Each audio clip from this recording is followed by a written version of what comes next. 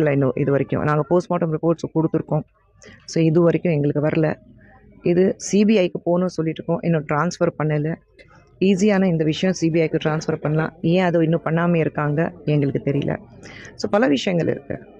குடிக்காரங்க ஒரு wake reasons கொடுப்பாங்க. கை வலி இருந்தது, கால் வலி இருந்தது, ஒரு குழாவி கடிச்சது, நான் வேறு எதுவுமா ரொம்ப மன அலைச்சலில் இருந்தேன், அதனால தான் குடிச்சிட்டேன். குடிக்காரனுக்கு குடிக்கிறதுக்கு ஒரு காரணம் வேணும், அவ்வளோதான். சரிங்களா?